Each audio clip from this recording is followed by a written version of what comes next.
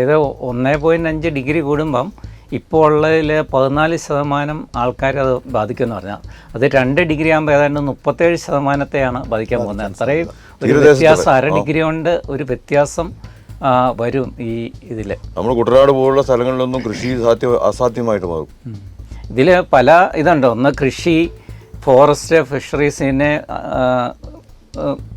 ഇത് ഉപജീവനമാക്കി ജീവിക്കുന്ന ആൾക്കാരാണ് കൂടുതലായിട്ട് ഉള്ളത്. അവരെല്ലാം ഇത് ബാധിക്കും.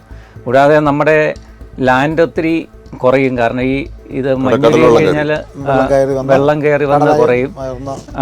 പിന്നെ ഉള്ളത് രോഗങ്ങൾ. ഇപ്പോൾ നമുക്കറിയാം ഒത്തിരി എമർജിങ് ഡിസീസസ് വരുന്നുണ്ട്. ഈ കാലാവസ്ഥയായിട്ട് ബന്ധപ്പെട്ട് ഒത്തിരി രോഗങ്ങൾ വരുന്നുണ്ട്. അതിൻ്റെ എല്ലാം ഒരു എണ്ണവും അതിൻ്റെ ഒരു ഇൻഫെക്ഷനും എല്ലാം കൂടും ഈ കാലാവസ്ഥാ വ്യതിയാനത്തിലൂടെ. പക്ഷെ ഇന്നും മനുഷ്യ നിർമ്മിതമല്ല, മനുഷ്യൻ്റെ കുഴപ്പം കൊണ്ടൊന്നും